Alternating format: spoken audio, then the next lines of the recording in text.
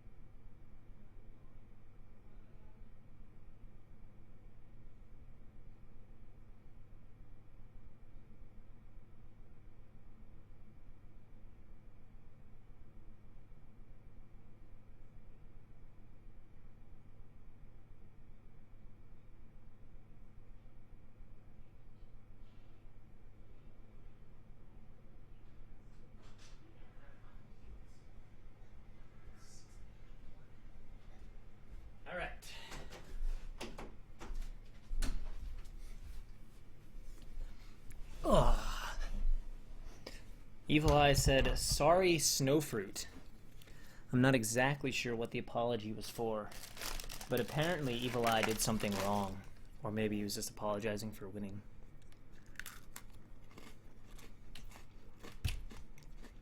So, I guess that means we're ready for our next series. This is Game 2.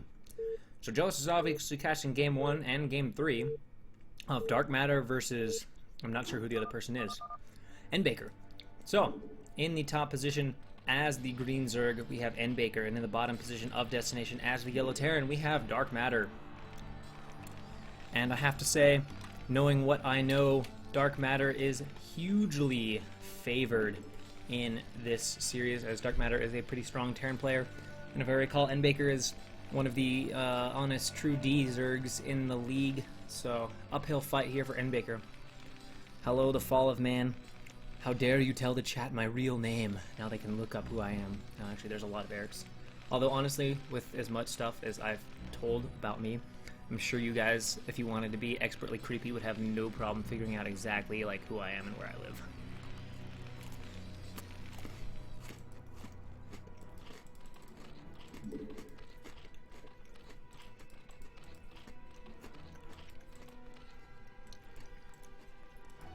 So, if anyone wants to show up to my place and like break into it late at night, like 3 a.m., and just come inside with like a laptop.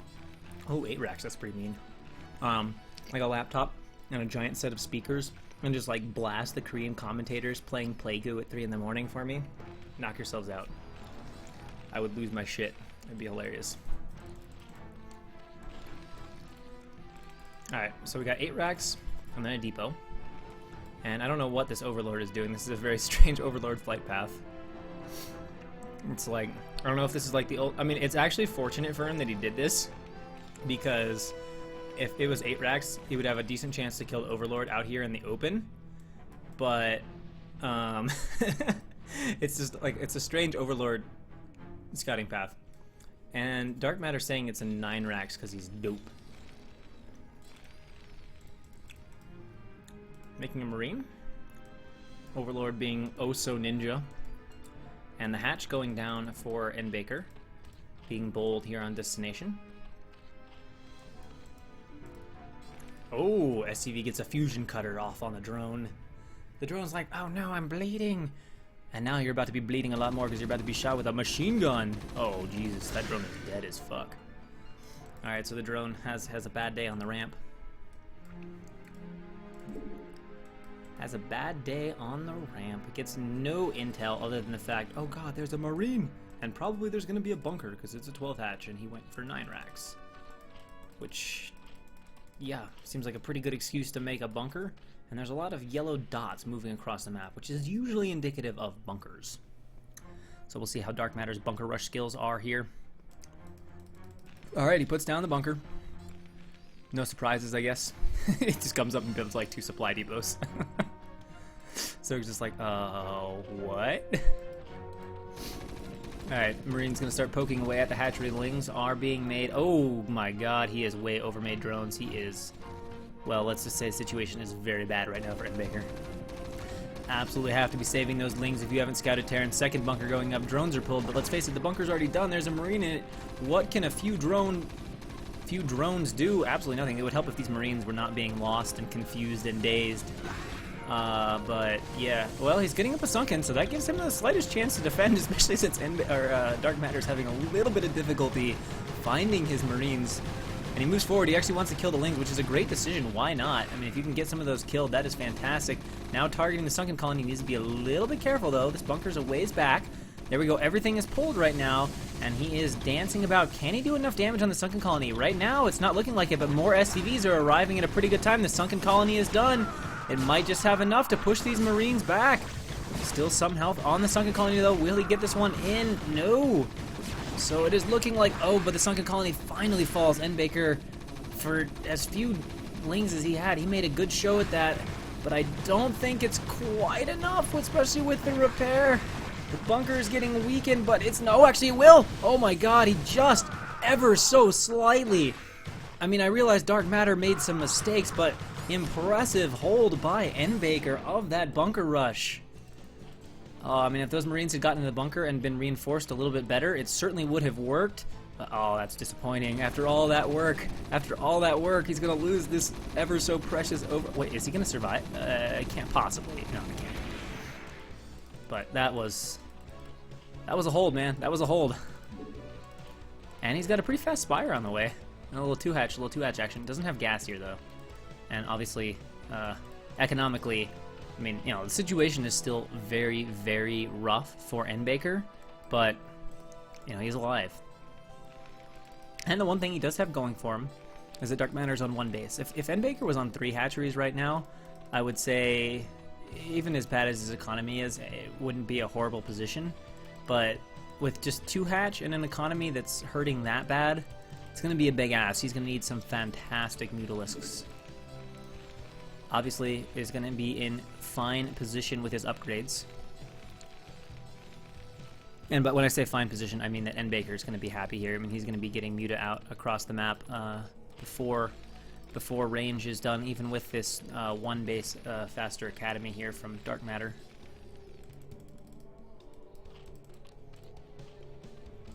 Alright, see, this is the downside. Did enough damage that he really can't make 6 Muta. And his timing is fantastic, you know, he's got Muta coming before like 6 minutes, but Dark Matter coming across the map now with a Marine Medic Firebat force, and this is not morphed to a sunken yet. And he's gonna have 3 Muta out, maybe 4. He knows now, so that does start to morph. So it'll be interesting to see how this defense goes. If Dark Matter doesn't kill any Mutalisks, this is kind of rough for him. Now, if he kills most or even a few of the Muta, then this attack is fine. But if he kills nothing, you know, if he ends up going for it too much and just takes damage, it could be rough. And is he going to go for it? Or is he just going to hang out here? He's gonna go for it. He's thinking about it for sure. He's stimming, but that is gonna buy enough time. Here we go. One sunken colony's up. Where are the Mutalisks? I don't know where they are right now, but he is gonna get through the one sunken colony really fast, and that's gonna leave quite a few Marines still alive. Medics, realizing the medics are out of position. Here come the Mutas. Let's see what N-Baker has for control. Good so far. Good so far. N-Baker looking solid, dealing with this quite nicely. Now he has gone back over here behind the minerals. Just needs to be careful with his Mutalisks. Let's take a look. How close is he to range? Does he already have range? I guess it's late enough. If he got it right away, he would have it. He's either totally forgotten it or whatever. Always trying to clean it up, but is he going too soon? Oh my gosh, I think he might just be, but he's going to get it. But takes a lot of damage, loses a Muta. He's just going to abandon the medics back here in the base. Where are the rest of his Mutas, though? Perhaps his oh, he's limited on gas. He just doesn't have enough gas. Oh, he's nice. Oh no! Unless he took those off, but oh no. No wonder. Oh, that's really unfortunate. I mean, one gas was always going to be hard, but if it was one drone, one gas, I was thinking he was actually going to be able to get some pretty good damage done with these Mutas. I mean, he's got like, Dark Matter had nothing back at home. Like, Dark Matter could have been in such a bad spot. And Baker definitely having his opportunities, but one guy on gas really going to hurt him. The turrets do finish just in time, and 5 Mutas, you can't fight that. And honestly, he's going to lose another one here. And just, he's hurting right now. He's hurting badly. Looking for some opportunities to get damage done, but Dark Matter has a lot of turrets up now. And with 5 or 6 Muta, you just can't really dive in against turrets. They kill him too slowly. You'll lose a Muta fighting against them at least. You know, you'll need 3, 4, 5 spins of the Muta to come in and get a turret. He has added a few drones to his economy, which is good. He is working his way back up there, but we can see Dark Matter's on the way with an expansion, and of course on the way to his starport as well, electing to go for all tech on one base. And we'll see if he decides to go for Valkyrie or Vessel. Both are somewhat viable options against the Muta opener. Oh, needs to be a little bit careful. Okay, does pick off the SV blowing that turret. Oh, runs in there, but is taking some damage on his Muta. Is getting off some shots, but he really cannot afford to lose too many Muta at this point. Oh no, he camps the turret, loses another Muta. Dark Matter getting off nice target firing or good luck on the one Muta that was hurt. Able to pick that one out of the stack, and that leaves just 4 or 5 left in that stack. I think just 4. Scans going down. You can see there is a Hydralisk den yet, but no Lurker. Just not enough gas, as he has not even gotten his second gas out yet. We have a... No, we don't have a tank on the way. Not yet. Starport is done. It looks like he's just going to go for Science Facility. Yes, he's going to go straight to the Science Facility. Now, is he going to wait? And I will admit, Dark Matter does seem to favor this style over the 5 racks play. I have not... You rarely face that these days, honestly, but... Dark Matter, I've seen a lot of 2 and 3 racks straight into Vessel and tank pressure, which is pretty scary if you are assuming it's going to be 5 racks, and then all of a sudden you're like, holy shit, those tanks are fast. But now he is moving out with some Marines, obviously going to find his Overlord here in the middle and catch it. Army a bit separated, but the Mutalisks are just kind of over here, not able to do too much. About halfway to Lurker, but it's not looking very probable that Lurkers will be done by the time he gets here, so I think he's going to need a lot of sunken colonies if he wants to survive. Probably needs 5. This is a pretty decent... Well, there's only two medics. Maybe he doesn't, especially destination bridges and all. Pretty solid defensive structures. Alright, so this is done. We should have a Vessel on the way here for Dark Matter any second. Any second that he has enough gas. He's going for it, but he's not stimmed, so he needs to pull back. Tricky to get across the bridges. You kind of got to run everything across, take a few extra hits. A lot of risk involved. Mutalisks are going to fly on. Does he even have enough to one-shot SCVs? I don't think he does. No, he does not. So this is kind of some flimsy harass. The medic healing is actually really powerful right now because the Mutas by default just don't have enough to kill SCVs in one shot. See, he started his Vessel now. Is he making a tank? Okay, he's got a tank on the way. That'll be very powerful. And honestly, N-Baker's kind of trapped. He's trying to harass with the Muta, and I don't blame him. But he's really got no way out of his base, and his hive timing is just, you know, way slow. I mean, the only way I could imagine anything happening is if Dark Matter makes some tank mistakes, or whatever, or Baker somehow makes some good moves and is able to keep the tanks off of his back long enough to get Defilers out, but he's a long way from Defilers. Long way from Defilers. Huge uphill fight here for Baker at this point.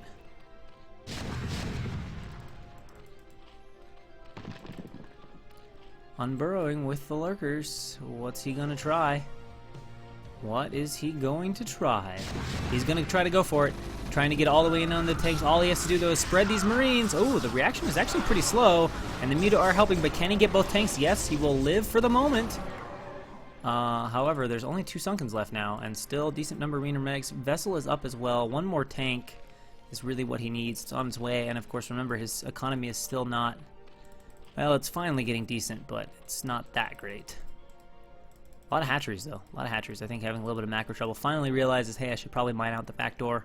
Might not have hurt to do earlier, especially with all those Sunkens, and try to threaten some counters and backstabs on Terran to gain a little bit more time. But hey, hindsight is always 20/20. And now just waiting on that tank off. Only the Mutas could have gone around and found the tank. This was just sent up entirely by itself without any protection from dark matter, so it would have been snipeable. And now it is back up here at the front. Gonna go ahead and siege up. Ooh, needs to pull these Marines back. Zerglings could run in and do so. Oh my god, Zerglings could snipe the tank right now if he's paying attention. Oh, but he wasn't. Misses an opportunity there. 1 Ling was, but the other 3 Lings did not. And now I think he's probably going to die. I don't think he has enough lurkers to repeat the same trick as before. And with the vessel out, the tank can just push in at will, especially if a second tank is arriving. Okay, a second tank is, well, it's a long ways away. But I still don't think it's going to buy him enough time just looking at Hive. I mean, he still has to make the Defiler Den and wait for Consume. That's a long wait. Dark Matter moves that tank forward, inches it up. Sieges again, Muta are here, but let's face it, you can't do anything with 5 Mutas. And he's thinking about running across. He's going for the spread. He's trying to put up another creep colony. But you got to give him credit. He's trying. He goes in for the stem. These Lings will die very fast. Lurkers unburrowing now, trying to go for the ramp, but the Marines are in here. They are spread out pretty well. Should deal with the Lurkers okay, unless the Lings can really buffer, but just too many Marines right now. Dark Matter punching through, and it looks like he's got what he needs. And this game is completely Dark Matter's at this point. GG from Baker. Dark Matter wins set 2.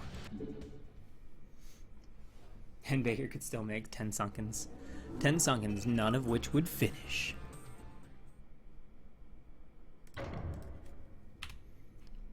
Alright, so we'll be going into... Oh, I know what's going to happen in these games. I know exactly what's going to happen in these games. Do you guys know what's going to happen in these games? You should.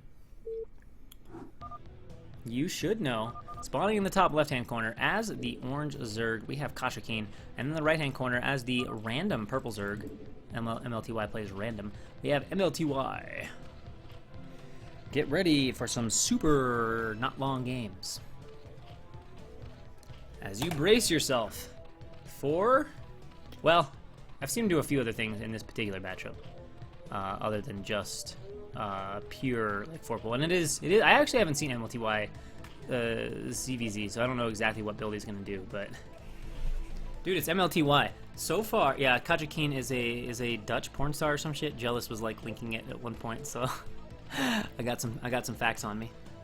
But yeah, we know Evil Eye. We know you spend like 6 or 7 hours a day at least watching that. Got to stay on top of all the new movies that come out, and I realize that's a demanding task if you're gonna review. I don't know how Kashyyyk plays, but MLTY, confusingly to me, in this entire CPL has yet to do anything other than some sort of all-in build. What's up? Lag?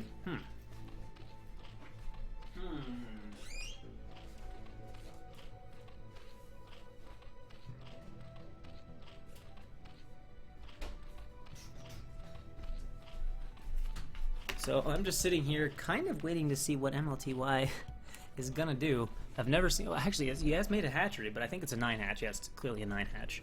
So it's probably just all-in Lings. It would be somewhat fitting if MLTY was on Tai2's team. I won't lie. But it still doesn't make any sense to me. Like, why do you join a league just to play, you know, whatever? I mean, like Tai2, Yeah, Tai 2 does a lot of all-ins, but it's not like Tai 2 just throws down a 4-pool every game. But I mean, that's literally what MLTY does. He just 4-pools, or he puts down 2 gateways, or he puts down 2 gateways and builds a pylon and tries to hide 2 more gateways. It's a bit mysterious to me. Like, I can't imagine that's fun. I mean, I haven't actually talked to the guy to ask him, like, why he does it. But I feel like you get so fucking bored. Well, seriously, I mean, if he's a D player, like, you still have to have basic mechanics down, and he doesn't have very good mechanics at this stage. So, you know.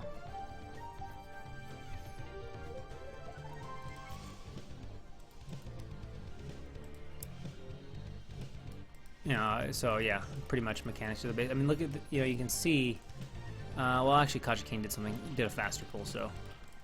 But I bet you'll see in the Ling micro here, like, I bet even though MLTY is doing a pretty aggressive Ling build, like, I bet you Coach-Pupil is likely to just destroy him with his Lings right now. Why do you hate people that only play this way? It's totally legit. I mean, wins are wins. Like, if you achieve Olympic rank, like, you're a really good player, you know? Let's see what MLTY do. See, Coach-Pupil already getting... Actually, that was good for MLTY. He actually got the better of that engagement. Coach-Pupil got a little too afraid to fight all those Lings. Yeah, he did 9 hatch, 9 pull, 9 gas. So he's just looking to make a boatload of Lings. The only way Coach-Pupil could be in trouble here is if he doesn't realize what this build is and that he's going to get Ling spammed pretty quickly. But it looks like he's already aware because he's making a Sunken. He's got 4 Lings at home. Sunken will be done or really close to done. The counter is nice. He's into the main. So now MLTY has to control in 2 spots, although it looks like he's not microing at home. So he's going to lose a lot of drones here. He's sending a few Lings back. They're going to... Oh, actually, no. Coach-Pupil's not microing either. Both players are getting too concerned with the micro there. Can't keep it going in 2 places. I realize that's really hard to do, though. Especially his early micro. That's, like, super intensive micro. But now everything is dead everywhere else, so it's just the micro on this front, but MLTY just says GG, which is kind of shocking to me. He still could have definitely tried some shit.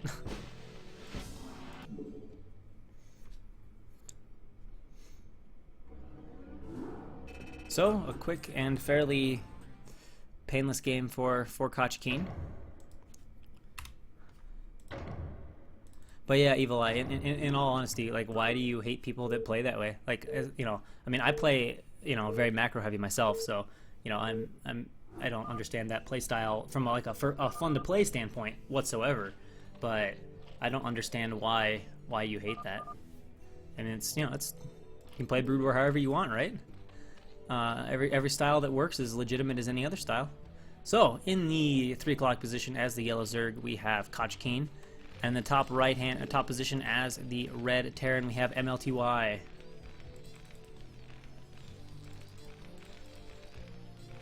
So, MLTY. Oh, I actually haven't seen what he does as Terran. I'm guessing it's probably going to be like BBS, but yeah, that's what I would expect.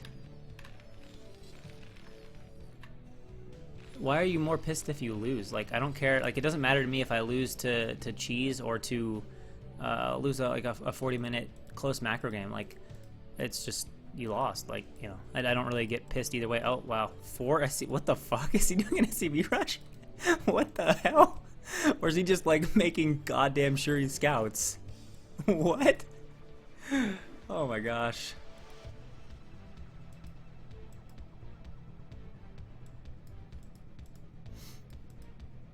Oh my gosh, what the fuck is going on? What? Oh my god. Oh my god. Sorry, Vlad, I am paying attention to what you write, but I'm also being amused by this ridiculous amount of mass scouting. Yeah, that must be what it is. He picked up. That would be weird too, because yeah, he picked a map. That doesn't make any sense. Seriously, like, he had the choice to pick this. If it's really because he doesn't know anywhere you could spawn, that's just. I think it's SCV rushing though, like really late. This is so weird. What? This isn't even like a thing. This can't work. This just, especially not this slowly. I mean, it can't do anything unless, you know, Coach-Pupil just doesn't know what micro is.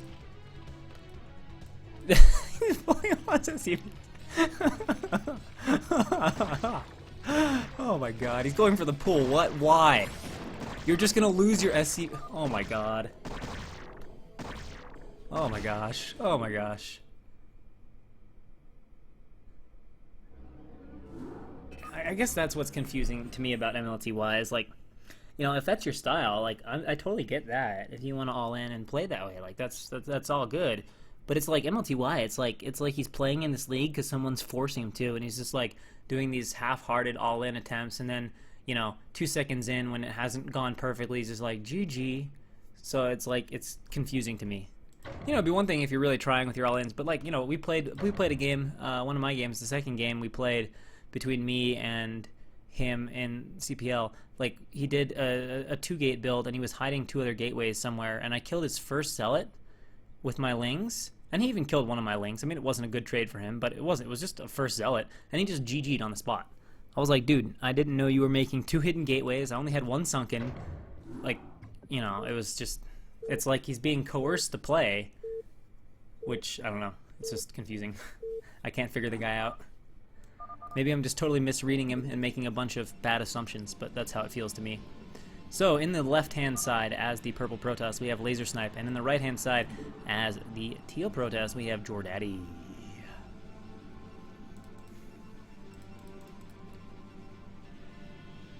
Well, let's see what Evil Eye is saying. Brood War is like a street fight to me. I try to get a lot of my boys together and show up to your door and tell you to come outside and fight me, and one of us get knocked out sometimes. Brute force. Yeah, then just brute force down his cheese, man. With pure good godly micro. Like, I don't know.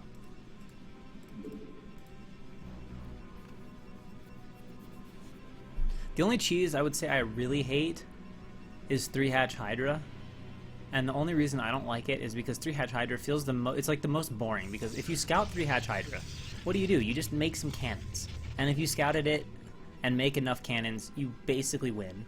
And if you don't, you basically lose. There's not even like micro. Like every other kind of cheese is fine. BBS, you know, 9 gates, all that kind of stuff. Like you get to do some, I mean, sometimes it's hard, but you get to do some intense micro. You know, you're fighting for your life. Like that shit's good. But like 3-hatch Hydra is the one sort of build just because it feels like there's so little involved in defending it. Alright, so gateway on the way here for Laser Snipe, and should be for... Oh! Jordaddy with a forward gate. Will he be making 2 of them? Let's wait and see.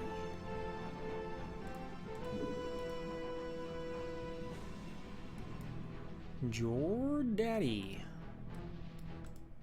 But, honestly, Jordaddy has not been too many people's daddy so far. Maybe he'll change that this game, although Laser Snipe is a pretty respectable Protoss, also a very respectable human being, as he is taken over running the league in my busyness, which I am eternally grateful to him and jealous for, as I just, you know, unfortunately got way busier with work and then with school than I thought was going to happen, and just didn't have the time or energy to coordinate the league. But thanks to their incredible efforts, the league was able to continue. And now that I have a little bit more free time, I can come back and at least do a little casting and have some fun. Pylon for Jordaddy in the center. Look at that APM difference. Jordaddy just spamming it out. Laser Snipe's like, nah, man. That's too much work to press all them keys this early on for nothing. Zealot is out, but he's going to scout with a probe. And this is kind of interesting, because he's going to scout. He's going to see a gas. He's going to be like, this is sort of some weird shit. You got a gateway. You got a gateway here. You got it's like at the ramp though, which is weird. And you got a gas, but you aren't building a cybernetic score. He's gonna triple gateway. The gas has got to be to fake. Oh, he's gonna lose his probe. Oh, whoa, what? How did that probe? I don't even. That was weird. I swear the Zealot was like ready to do its attack animation, and then it was just like, no, I'm lazy. Now I'm curious to see. Evil Eye is currently responding to this not at all. Holy fucking gateways, Batman. Well, here's the deal. Theoretically, obviously, Dragoons can be microed against Zealots and defend them just fine. However, there's about to be a total boatload of Zealots showing up in the base, right? Like a total boatload of Zealots. To the extent that there's going to be so many Zealots, that the Dragoons are going to have a hard time killing them. This assumes he micros well. If he messes up his Dragoon micro, he will die. But if he keeps his Dragoons alive until he gets 3 or 4, he'll hold this off reasonably well. But it's that interim period where you have to keep your probes alive sufficiently as you micro your Dragoons. And whoa, this is just getting more crazy by the second. So yeah, and if he's just make a battery, although he's gonna lose the probe if he tries the what? It's like right there. I think Evil Eye doesn't even actually, or Laser Snipe doesn't even see that, depending on where the Zealots are sitting. It's like the probe is out of vision. Oh no, it is in vision. Okay, he's got his Zealots far enough up the ramp. He's probably super confused now, like what the fuck is going on? I almost feel like he's taking too long. Like, he should start microing right now. I mean, the Dragoons are below the ramp, which is also wonderful for Jordaddy. He's picked a good map to do this on. And now, all of a sudden, he's a little bit more concerned. He's going 3 gateways and adding a robo facility. In fact, he's just playing 3-gate Dragoon, which is a good build. I like this build quite a bit.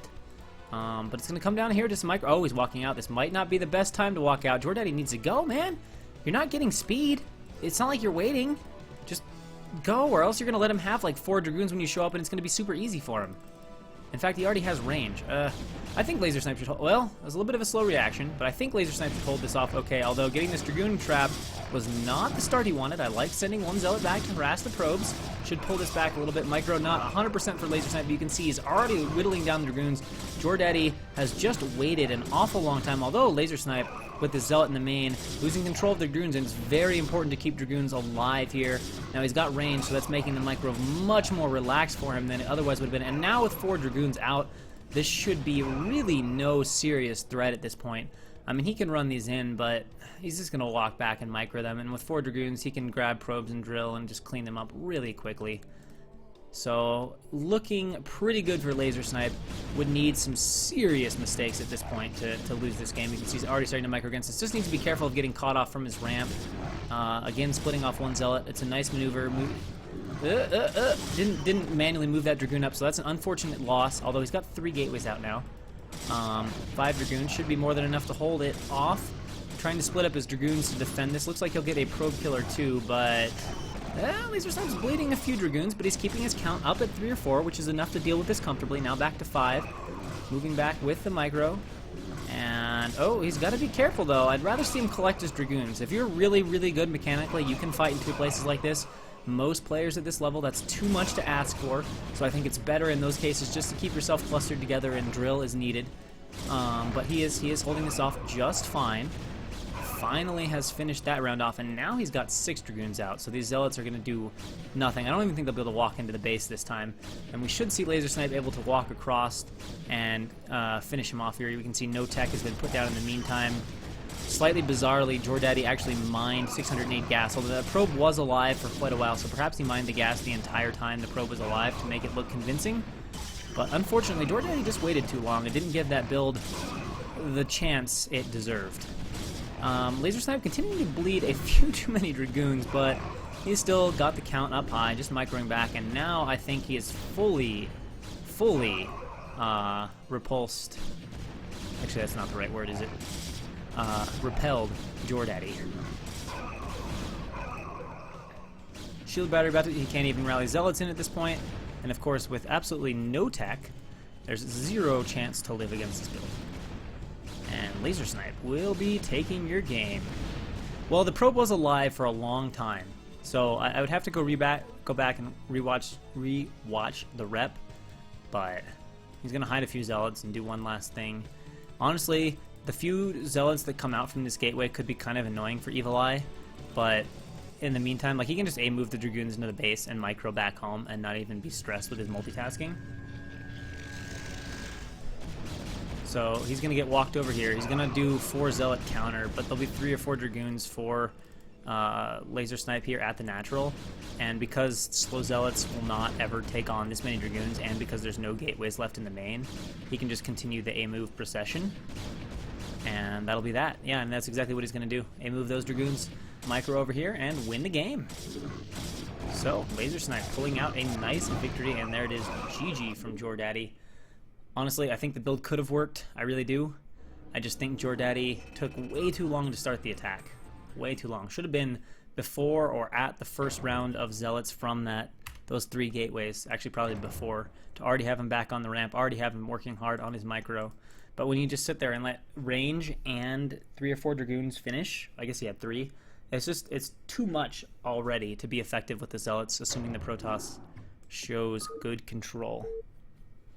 So, here we go. Game 2 between Laser Snipe and Jordaddy. In the top left-hand position as the orange Protoss, we have Jordaddy. And in the bottom right-hand corner of what is almost certainly Fighting Spirit, as the yellow Protoss, we have Laser Snipe on confirmed Fighting Spirit. Oh yeah. We'll see what plans they have for this map. Laser Snipe, I usually expect him to play pretty standard. He's usually a pretty standard macro-oriented Protoss. And in Curiosity's honor, I'm going to eat some delicious blueberries for him, because he was just mentioning how amazingly good they are.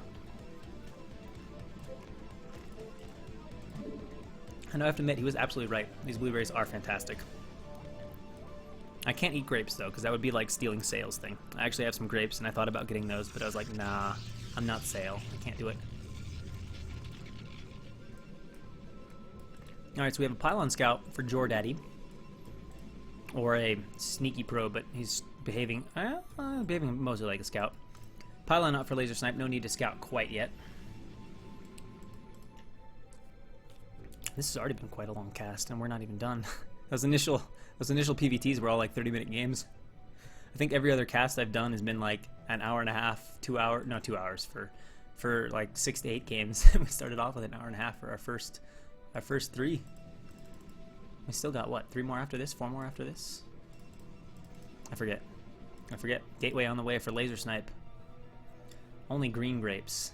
Really? He didn't eat purple grapes? Oh man, purple grapes are better. They make red wine, right? And red wine is the best wine. Although wine in general is good. It's really the only alcoholic beverage I care for. Beer has not really fallen into the realm of enjoyment for me yet. I grew up drinking soda, and I can't adjust to beer with any food. And obviously at parties you just drink shitty beers, so it doesn't do anything for me liking beer. Alright, got probes going on to gas here for Jordaddy quite a bit. Oh, never mind. They've got gas almost the same timing. Alright, so Jordaddy coming on through the mineral line of Laser Snipe, taking a look. Zealots on the way. Or I guess we could call them Zlots. First slot out for Laser Snipe. No, oh, 1 slot out for Jordaddy as well. Where's the cores? Where's the cores? Both players. Wait, he's doing two zealots before core for Laser Snipe. Taking things real nice and slow and safe. Jordaddy feeling a little more rambunctious. Gonna go for the core after 1 zealot. Neither player quite feeling ballsy enough to go core first or no zealot. Core first, no zealot.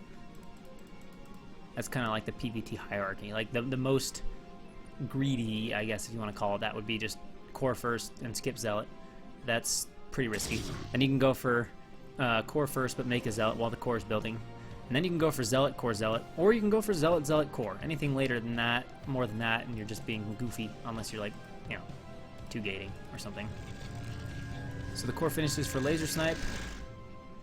And the core is done for Jordaddy. Well, if you look at it, Laser Snipe is definitely doing a better job with his build because he has his Dragoon out at almost the same time as Jordaddy, but opted for 2 zealots first. And a Robo on the way here for Jordaddy. And it looks like a second gateway? Unless, I would think if he's going to make a Robo, he'd put it over here. Okay, he's going to make a Robo. So if he puts it over there, that's fine. So we're going to have Robo. Good position for the Robo. Usually, depending on what it depends a little bit on what you're planning to do. But if you're planning to do anything with Reaver, certainly a thing expand base. We can see Probe finally dying over there. It's nice to have it close because then you can get those crawl Reavers out really fast. It's like mandatory if you're going to Reaver expand. But in any build where you're going to have a little bit of a later Reaver, it's nice to have that to just be able to crawl down to the natural. If you build it like back here, it will just take your Reaver forever if you need a defensive Reaver and don't have a shuttle. And Jordaddy coming across the map, going to do a little poke at the front. Now we notice Jordaddy's just on the Robo facility, just on the single gateway, so there's quite a strong possibility he's got 300 minerals. It's quite a strong possibility He's going to opt for the 3-gate obs build again.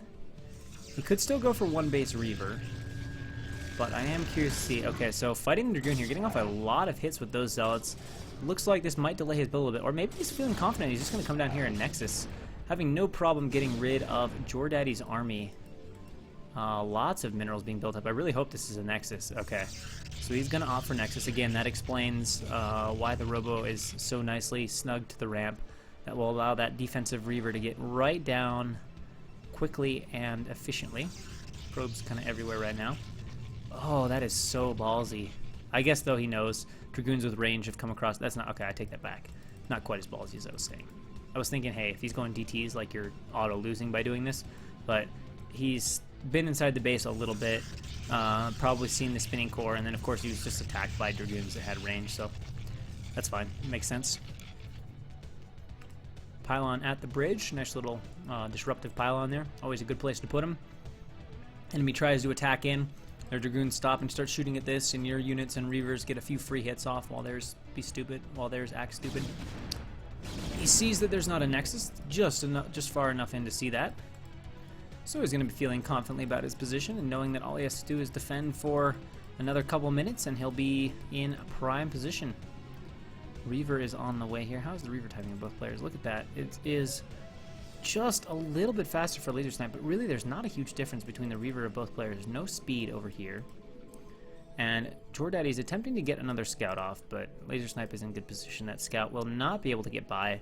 I doubt it would even be able to confirm a Nexus. Making a pylon there, I like that. Serves the both spot and make it that much harder to get the third. Probe meets its death right there. Obs on the way, though. And now we see an Obs is on the way for Laser Snipe as well.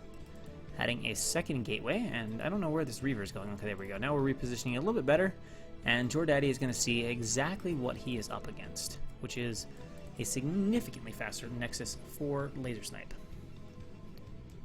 Definitely going to want to get some damage done here with the shuttle and Reaver harass initially. Either that or just go for an attack and make it work. I mean, he does have 2 gateways. He will have a shuttle. And Laser Snipe will be lacking quite the Dragoon count and the shuttle of Jordaddy. But with the expansion coming down, I don't think Jordaddy is going to go for the attack. I suspect he is just going to sit back there. Oh, wait, did he get speed? No, I was going to say, I don't think he got speed. In fact, he's... that's surprising. He's got Obs in there. He knows what's going on. He's seen the fast Nexus, and yet he has Dragoons pulled back to defend shuttle harass. Oh, he almost gets the Reaver, or the Obs from Laser Snipe. So close. Now, has he picked up his Reavers and gone out? That is a bold path, and oh, look at this spotting for Laser Snipe. If he's paying any attention, he knows there's a shuttle out on the map. And this is a bold move. I wonder if he's clicked the shuttle with these Dragoons, or if he's just going to try to put them in an unexpected place. Jordaddy seems unconfident in wanting to harass right now. It's like either he saw the blur of the Obs and got scared, or he's just not quite sure if Laser Snipe might attack or something. We can see Laser Snipe's up here taking a look for that shuttle, trying to find it, but doesn't. He's going to leave 1 goon, which is not a bad idea. It may walk right into that shuttle, in fact. Oh no, actually it's going away at the wrong time. So, Jordaddy, whether by plan and skill or by luck, is doing a nice job of faking out Laser Snipe here and is sneaking the shuttle right into position. Now the question is, how is Laser Snipe's reaction? Reaver's down. Pretty good. It will likely get a probe or 2, but good reaction timing. Jordaddy needs a little bit more harass than that if he wants to get back in the game. He does have the Nexus down. Just looking at the probe count, though, he's not doing a terrible job catching up. If he can get a few more probes, he will be into a pretty comfortable economic position, not feeling too disadvantaged at all. And, you know, supply is also reflecting that. Shuttle now moving in this way, although I think there's going to be a lot of Dragoons defending the main, so this is a risky mission for the shuttle. The shuttle is likely forfeiting its life, so it's a question of, will it get a Scarab that is worth it? Oh my god. Oh no, it went to the wrong... Oh, it does get a big Scarab off, though. Laser Snipe's probe count gets wrecked. Does trade a Reaver for it, but that was a solid 10 or 12 probes going down to that. And honestly, I don't think he'll be feeling that. Well, he might need to remake a Reaver, though, or two. This is dangerous. If Laser Snipe comes across with the shuttle here and attacks right now, he can certainly put on some serious pressure. He doesn't even have to commit, but he can just come on and just be aggressive at the bridges, poke at the Dragoons, soften up the army, cause a lot of problems for Jordaddy. But economically, Jordaddy is now sitting in a lovely position against Laser Snipe, who does, of course, immediately get back on the probe replenishment train, realizing the value. Yeah, most of these guys are C-, around there. D+, C-, C would be the level. There's a few guys that are like true D- guys, and there's a couple guys that are pushing C+, but by and large, I would say the average level of the skill league is low to mid C-. I mean, yeah, Doc, you'd be solidly, you know, middle of the pack in this league at least. You could still join too. As far as I know, they're still letting new players in. There's still teams I think that could benefit from having some more players. Oh, we got a DT. DT and a Zealot. I guess Laser Snipe's not going to attack or put pressure on with the Reavers. I kind of would have liked to have seen it. He doesn't have to, but having lost those probes, it wouldn't have been a bad way. The other thing you can do too, when you put pressure on, is you come to the front, you get position on these bridges, which is pretty good anyway. And you can actually come to the bridge, get position, take a third behind it, because it's really hard for the Protoss to get out. There's a lot of things you can do with that, and then you can also, you know, kind of poke in and then pivot around with the shuttle. There's a lot of nice moves you can do. This DT is fantastic, though. This is a great place for it. Gonna absolutely block the Nexus. That probe will die, I think. Well, actually, maybe he knows there's a DT chasing it. Nope. That probe is cleaned up. This is the CPL League games.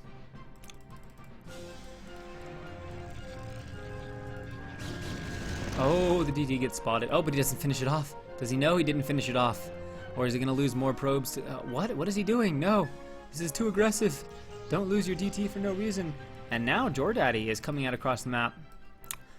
If he just sets up outside the bridge, I love it. If he tries to attack, I think he's being awfully ballsy. But hanging out at the bridge, getting position, we're doing a little bit of work to deny the third. I think those are all good decisions to make. And yeah, Doc Holiday, I've told you about this league before.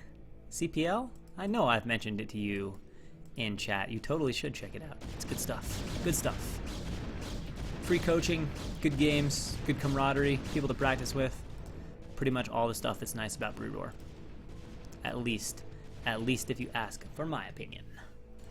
Alright, so Jordaddy he's going to split some Zealots off. Oh, that's nice. Jordaddy's doing some nice stuff in this game. Looking a lot more solid. I wasn't especially impressed with his decision-making last game, but he is playing this game much nicer. Going to force Laser Snipe back off there, and now Laser Snipe has to decide how much does he commit. The only concern for Jordaddy is that Laser Snipe is starting to get a really nice-looking army, particularly with his tech, and maybe he's even feeling confident enough to attack. I think he needs to wait at least for Psystorm. Actually, he's already got some Psystorms on these guys. So the one concern is that with all this tech, this is going to be a pretty dangerous army, and Jordaddy does not have that tech. Oh, he's got... Well, he's going to need some High Templar on the ground if Laser Snipe tries to break out. Now, Laser Snipe will have a little bit of a task in breaking out, although with the current positioning of Jordaddy, Laser Snipe can break out super easily. He can just go up here, get a beautiful arc, and just attack this army, storm the shit out of it, and win the battle. But if Jordaddy sets up a better arc across the bridge, it becomes a much bigger issue, and Laser Snipe requires better micro. But Laser Snipe is going to try exactly what I said. How quickly does Jordaddy respond? If he can catch the army when it's divided up, it'll be a lot stronger of an attack, and Laser Snipe actually wants to kind of flank this army from both sides. And here comes the shuttle. These are all of his High Templar, though. It goes down, and the storm is pretty well dodged, only killing 4 or 5 probes, and of course that's going to cost him all of his High Templar, which is a pretty significant cost. And now Laser Snipe is moving in position for that flank. How well can he control it? With good storms, has the possibility to absolutely decimate the lesser tech army of Jordaddy. Does he know what's coming? His army is getting more positioned across the bridges, and we are going to have a pretty important battle right now on both sides. Does he know what's coming? Some storms hitting from Laser Snipe right now on both sides, mostly on the Dragoons. One side is going terrible for Laser Snipe, the other side is going good, but I think overall Jordaddy is getting the better of this fight, and Laser Snipe just not hitting the storms he needs. A few more will go down. Reaver's arriving here, but can they get enough damage done? They're being forced to pick up, but there is a lot of units left from Jordaddy, who has got enough over here to also deny the third, and Laser Snipe getting pummeled right now. The attack not going his way. I think Jordaddy is about to just march across to victory. Honestly, I'm pretty surprised that went that badly for Laser Snipe. I expected it to be close, but that just did not work at all for Laser Snipe. And yeah, ending life. Laser Snipe is a pretty surprising Protoss, especially for low APM. He does a good job with it. Obviously pretty spam-free APM, but yeah, good awareness. And so this will force a game 3 between the two.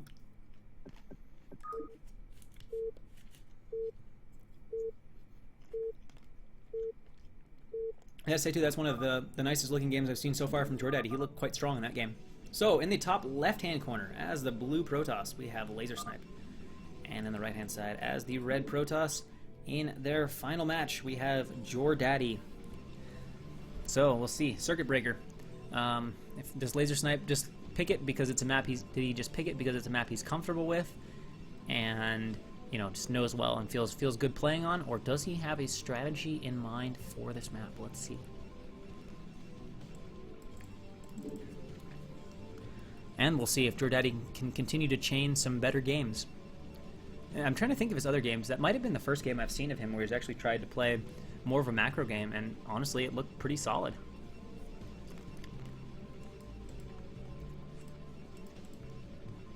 At least for the rank we're talking about. Alright, Pylon going up. I mean, yeah, obviously it didn't look pretty solid compared to Bisu, but I suppose that goes without saying. Pylon going up for both players. Pretty much identical timings, just like 10 or 15 HP faster for Laser Snipe. That's my little game I like to play nowadays.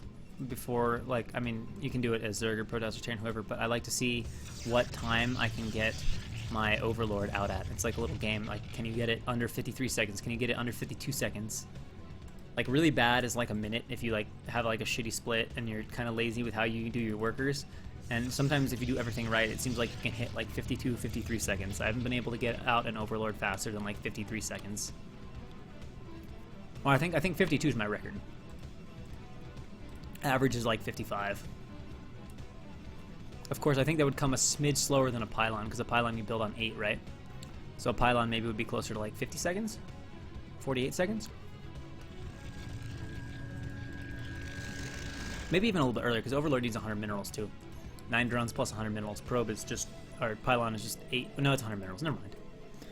Just 50 mineral offset. Oh! Well, after playing a strong macro game, Jordaddy decides he wants to do something interesting. Now, I was going to say one thing that might have been cute. Left side of the map. Yeah, that probably helps. I always forget to do the Overlord trick on that side, but I imagine if you kept doing that, that could probably optimize you down to 49 or 50 seconds. I'll have to make a point to remember that for next time.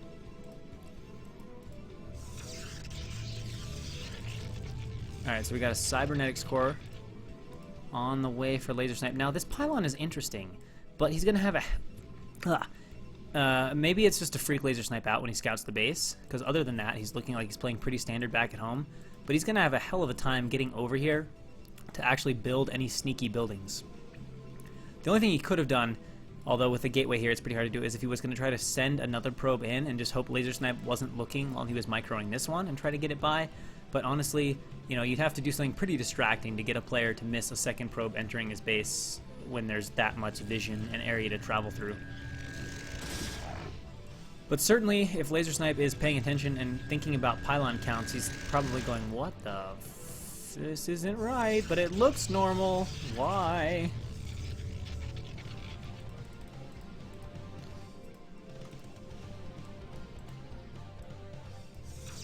And And the probe, where's it headed? Is it going to finally die?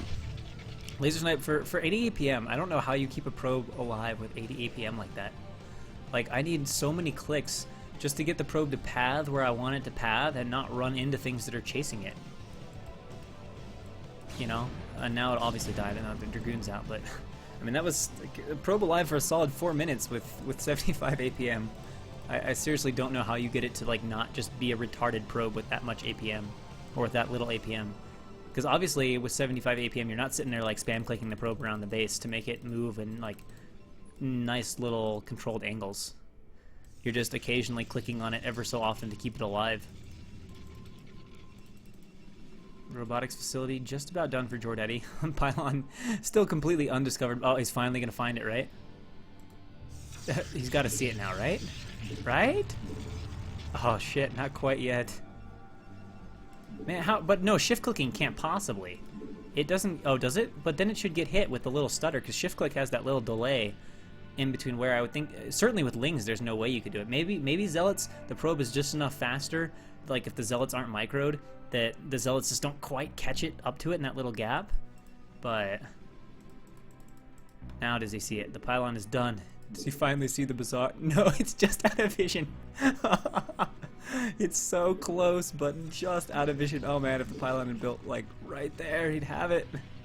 He'd totally have it.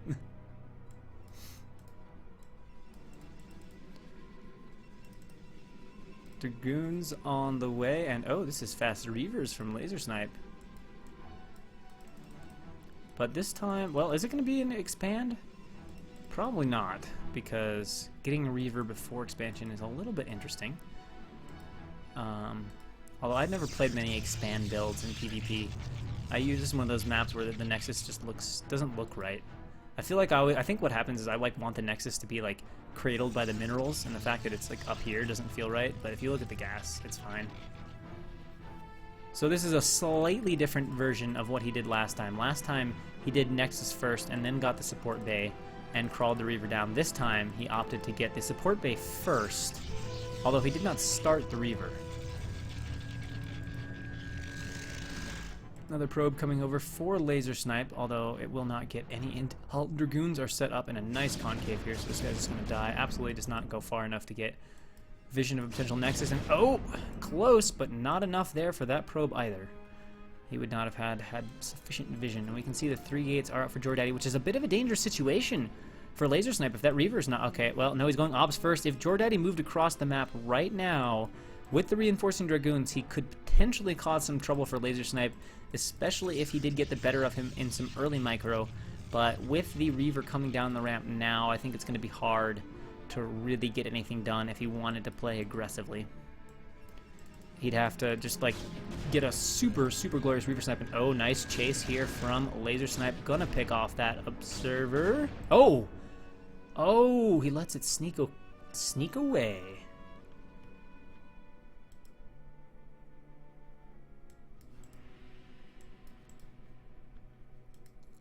Yeah, he's gonna be okay. Like I said, there might have been the slightest of windows had Jordaddy come a little bit earlier, although if you look at the goon count, it's really not that uneven. It would have come down to control, and basically could somebody get off some really good initial shots, and that might have opened up a window for Jordaddy, but wasn't feeling that aggressive. And finally, guess what has been found? El Pylano. Reaver out now, Scarabs are being built, Jordaddy collecting his forces down here, or left here, or whatever you want to call it, and adding...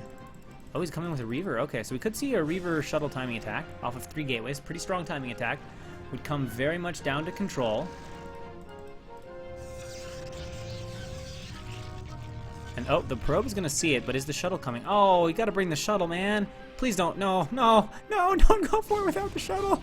Please don't. I doubt there's just enough to bulldog through. I mean, there are 2 Dragoons that were out fighting that. If he could kill the Reaver really fast, this might work, and he's certainly being aggressive. And now he is on top of the Dragoons of Evil Eye, but remember, Laser Snipe does have Dragoons in the base. Well, they've actually just come down and rejoined right now, and he is going to have to pull back up his ramp. He's waiting for that Reaver. Is the shuttle coming across? The shuttle is not yet coming across, but the position is good for Jordaddy. This is dangerous for Laser Snipe right now. He should not be trying to come down this ramp until the Reaver is there. He can't do it.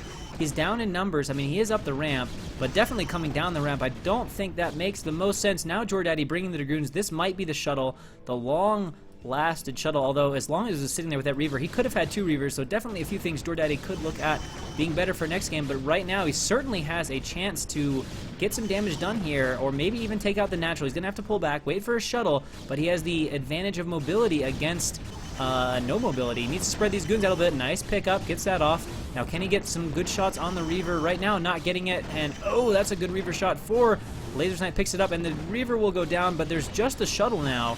So I think this will be held by Laser Snipe, which is going to put Jordaddy in a very unfortunate position unless Jordaddy can kill a lot of probes. A few more Dragoons coming across the ramp. Let's remember, though, Laser Snipe does have 3 gateways, so they are on equal reinforcements. And the shuttle, if the shuttle gets picked off, that is really not good for Jordaddy. It's still a potential to do damage. Drops the Reaver. Reaver should get sniped now by Laser Snipe, and the shuttle is dead too. And I think there's enough now for Laser Snipe to hold this off, which will put him in a fine position, even though he did take some damage in that attack. Should be another Reaver on the way, and Laser Snipe now going down, being a little bit aggressive, getting a few shots off though, making it work. Jordaddy obviously reinforcing across the map. That is an assload of gateways. These are bad macro gateways. You can sort of do 4 gateways for a short period of time. 5 is just like, oops, I slipped on my macro, especially considering there is a shuttle with Reaver there. And Laser Snipe now feeling confident enough to just walk down the ramp, and this is basically a one-on-one fight. There's not very much target firing going on, and oh, Laser Snipe losing control of a few of his Dragoons. These are out of position. There we go. He notices him, pulls him back. Reaver out. There should be Scarabs on this. Where are the Scarabs? Needs a few Scarabs, and that should completely put an end to this attacking. The Reaver is like, I don't know what it's doing. It's going a little too far forward, but Laser Snipe seems aware of that. And right now, Laser Snipe just has better macro. I mean, let's face it, with like, actually he's got 4 gates, but with 4 gates, he is outproducing Jordaddy, who has like 5 gateways. We can see just too many gateways. I mean, look at this. There's like, he's got all his money spent. There's at least 2 that just can't macro right now. 3 that can't macro. You know, just overkill gateways. 3 is like the max you can do if you're making Reaver, and 4 you can do for a couple rounds with a specific probe cuts at specific timings.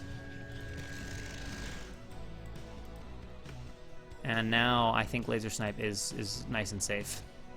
Once he gets a second Reaver. Oh, I don't like that decision. I think he's still going to be okay, but I don't like the decision to go into OBS. Perhaps worried about a potential DT follow-up, but realistically that isn't going to happen if the opponent already went Reaver. And he's already... Wait, oh, this... I don't like this decision at all to make more OBS. I mean, he has slightly reshuffled, but I would say always get out 2 Reavers and get your shuttle out when you're under this kind of pressure, especially when you're ahead. It's going to work out for him. He's okay. I mean, you can't get across these bridges like this, but I would still have preferred to see the second Reaver. And it's looking like a pretty solid hold at this point for Laser Snipe. Now, there is a shuttle coming in to harass. I don't think Jordaddy can attack. Now, but if Jordaddy does poke in, although it's too late for that, I was going to say, if he does poke in, Dragoons are all over this. I don't know what route these probes are taking. That is a whack-ass route. That is a whack-ass route, but the shuttle is forgotten about for some reason. I don't know what caught his attention, but something certainly caught his attention. He is dropping this Reaver. He's going to get 2 probes with it, but can he get out alive? No. He's dead. Very dead. So down goes the Reaver. Probe should be transferring back shortly. Reaver assassinated. Jordaddy does have his base up, but again, the macro edge from Laser Snipe pretty solid, although Laser Snipe needs to be careful. He has not been doing that wonderful of a job making probes during this entire attack, nor has he resaturated his base, and Jordaddy is actually a little bit ahead now economically, so Laser Snipe still with a vastly superior army. But if Jordaddy isn't, or if Laser Snipe isn't careful, Jordaddy is actually going to start to pull ahead a little bit in the macro side of things. Zealot coming out, and of course, you know, with the Reavers especially, Laser Snipe can easily come up here on the high ground, get the Reavers down, and push Jordaddy back. I mean, Jordaddy can probably block him from going across the bridges, but certainly the option to pivot around to the high ground and push him back off that with good Reaver utilization. Switching into Zealots for Jordaddy. Hopefully leg speed is imminent. Okay, a smidge early on on leg speed. Halfway is kind of the goal and benchmark standard. Switching to Zealots about halfway, but no attack from Laser Snipe coming, so this will be totally okay to start building Zealots. You know, 20 seconds on the premature side. Hello, and all right, Laser Snipe is moving out now, so this is going to come down primarily to shuttle control. Leg speed ought to be finishing up. Actually, he needs to pull back. He does not have leg speed. He cannot engage this without leg speed for sure. Laser Snipe will need to swing up the high ground and down around to make any sort of an attack work. I can't believe Jordaddy is going to meet him on the ground like this, although Laser Snipe has messed up with a shuttle, but Jordaddy was not ready to target fire, and this is going to be terrible. Laser Snipe has this engagement, and with it, the game. GG, well played, but way too much firepower and just not the engagement Jordaddy needed. And I just cannot imagine him defending at this point. Well, maybe the DTs, but there is an OBS there. And now Laser Snipe has enough to just run over the bridges pretty much on a move. I mean, he can go over the high ground if he wants. He's looking for it, trying to decide which way to go. A few Dragoons are going to be silly, but it might actually work out, because if one or two attacking from down here, it's actually not hurting you at all. And now Laser Snipe pivoting around, continuing the attack. Where are the reinforcements? If that was a DT, that would have actually been a cool move. Oh, he actually loses the shot. Maybe there's a chance he can hold. I guess I spoke too early. I did not expect. After the initial shuttle control, I thought he was going to be fine. But now, there might be enough for Jordaddy to hold. I mean, Laser Snipe definitely still has the better army. Although, has he killed the OBS? Has he killed the OBS? If he's killed the OBS... Oh, this was... Oh, my... Laser Snipe having a little bit of trouble here at this point. And he's starting to get aggressive, but I think with two DTs attacking his army, he's going to have to get freaked out. And at this point, Laser Snipe might be overextending just a little bit. And this Reaver is doing nothing. Oh, but his OBS is there. Okay, that's why he stayed around. That makes sense. So Dragoon's doing some damage. This one Dragoon here was almost getting a pylon kill. Where are the reinforcements? All right, here come the Zealots. Let's see how the micro is. It would be wonderful to have this Reaver join the fight. I think he is fighting... Jordaddy now fighting a little bit too piecemeal and is being a little too slow to pull his probes. If he keeps sacrificing units in here, he will definitely lose to the reinforcement, and he might already have waited just a little too long to pull the probes and do something about these Dragoons. We can see Laser Snipe is microing back, and Jordaddy says GG. Laser Snipe will take it. Jordaddy close to holding that. Once he killed the Reaver, or well, like initially the attack went really bad. Jordaddy ran deep in, looked like he had the Reaver. Then when he didn't assassinate the Reaver, it was just like over. He lost half of his army in a flash. And then he pulled back, and then Laser Snipe messing up really bad, not fighting with one of his Reaver, losing his other one really quickly. And I thought Jordaddy was going to hold, but then he just kind of streamed in one unit at a time with no probe pull and kind of threw away his possible chance at defending. All right, so now we have our last games of the night, which is going to be Coach-Pupil versus DNH.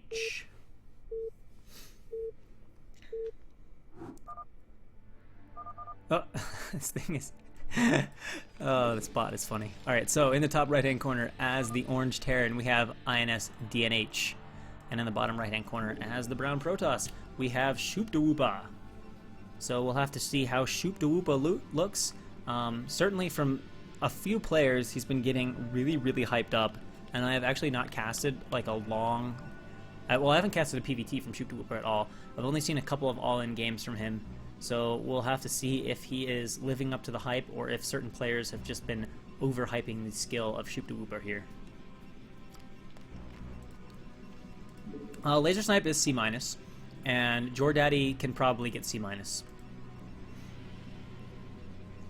And yes, if the times are times that I can fit into my schedule, sure. It would be an interesting match to cast. A little bit of PvT action. Sunstar's a Protoss, right? I think so. All right, so Coach-Pupil with the pylon, obviously. And a pylon on anything other than 8 is pretty weird. And pretty much wouldn't make any sense. And then, of course, Gateway. And will he scout after Gateway? Nope. Now, in our earlier PvT, we saw a little bit of 10-15 gate action. Do I have a FB like is in Facebook? I mean, yeah, I do. If you want to use that to contact me, that works. You can also use Discord. I really don't care. I mean, or we can correspond by, like, you know, letter correspondence. It'll probably mean the show match won't start for a few weeks, but if you want to, like, mail letters back and forth to shut up a show match, it'd be super old school. No, I'm not really serious, but... well, I guess he must if BLRM Music is setting up, or... That's not BLRM, that's BL... Blair Music? I don't know how I'm actually supposed to pronounce your name. Or maybe it's just BL3R Music.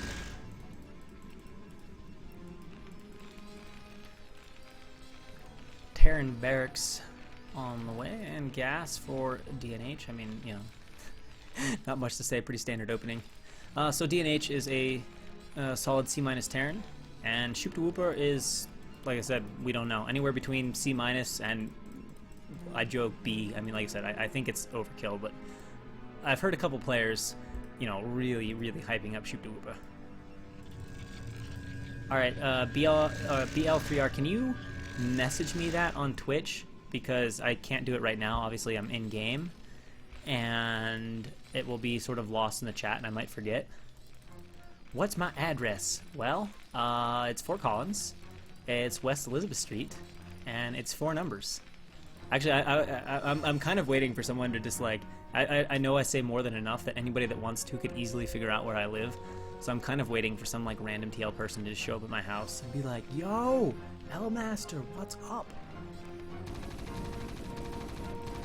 Yeah, it would be interesting to see. Obviously, Sunstar didn't have much luck in the couple Filthy Cups that he played, but I don't know, it is true. TVP is TVP and tends to be a Terran's weakest matchup. So machine shop on the way. Have we taken a few off gas? Oh, we still got all 3 on gas. Well, maybe we're up to something here. Waiting to find out.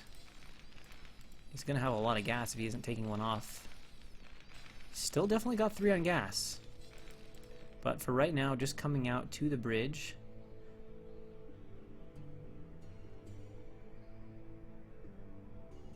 Let me know your name. My name is Eric. Eric Morgan. If you want to find me, hunt me down on Facebook. You can find me if you use that info. That should be enough info.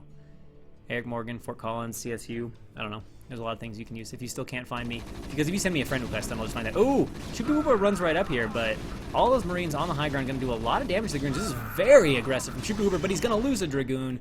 Probably too aggressive.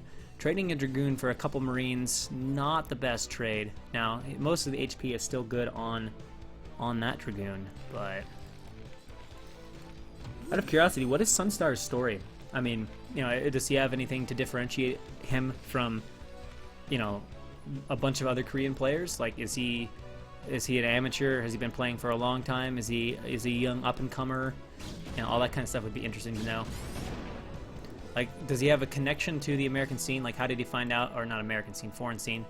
How did he find out about the tournaments? All that kind of stuff would be sort of cool to know. Obviously, we know all about Scan's story. You know, he speaks English, he's lived in America, etc., etc. But now DNH coming across the map, has the tank. It is going to be an FD. I'm really surprised he didn't take guys off gas. He's got a shit ton of gas as a result. And Coach-Pupil nicely positioned at the ramp, moving back. Should have no problem holding off the FD. 3 Dragoons set up like that, especially up a ramp, will be really hard to deal with.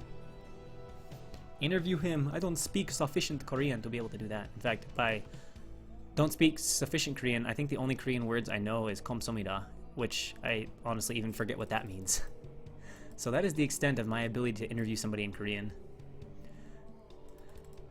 Unless, of course, we just did it in English. But if we did it in English, I'd have to talk really fast and just make it a crazy interview so they can be thinking about it, you know, like go like that and just make it impossible for him to understand anything.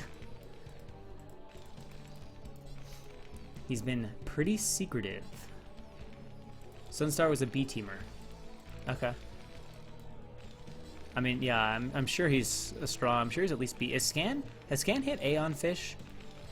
I mean, judging from his results and how he's done, I get the impression he probably can or has, but I'd be interested to know if he formally has hit A rank on Fish. Bunch of Dragoons on the way.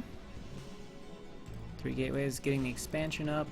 Oh, has he hit S? I mean, that would make sense, given his results, but...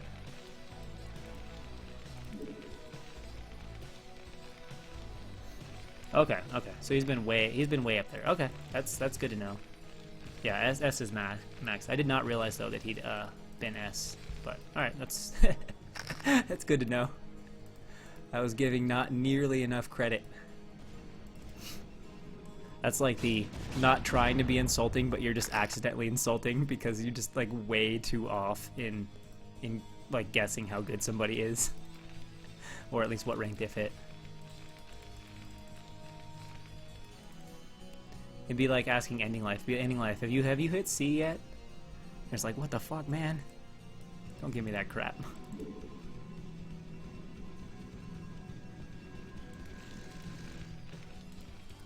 Oh, wait, what?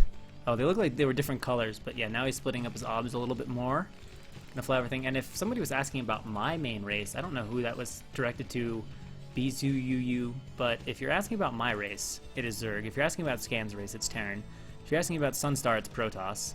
If you're asking about Evil Eye, it's Protoss. If you're asking about Ending Life, it's Protoss. If you're asking about BL3R music, I don't know. Sorry. If you're asking about these players in the game, well, I imagine it's what they're playing. In fact, I know it is.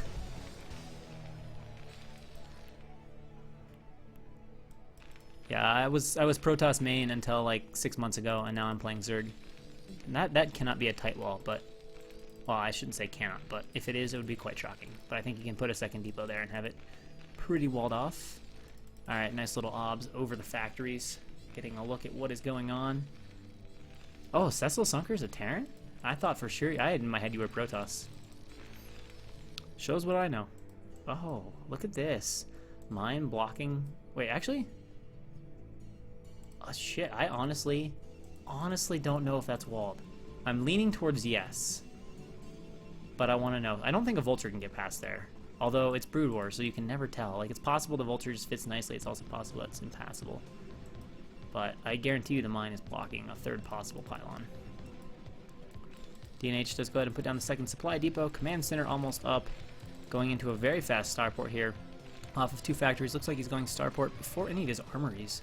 So are there fast arbs from Shoop Dawuba? And the answer appears to be a definitive no. Completely gonna wall off this base. Well, no, that's a 1 Dragoon gap right there. We do have leg speed, but no other tech. So very aggressive sort of 3-gate play right now. Looks like it's gonna be just sort of I like to call it strong arm toss, but just a bunch of low tech units at an early timing and try to bust up Terran. And in accordance with that, we can see there's a nice supply lead for Shoop Dawuba, up about 25 supply.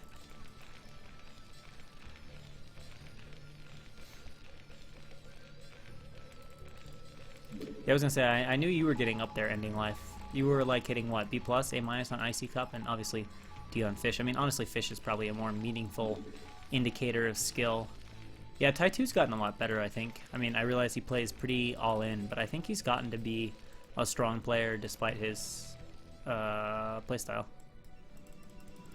I mean, he did beat True Touch in like a best of 9 in that whatever series, right? Didn't he win True Touch in Bisu Dagger's I forget what it's called, cup thing. He was doing his Monday night fights or something like that. Fight Club, I don't know what he's calling it.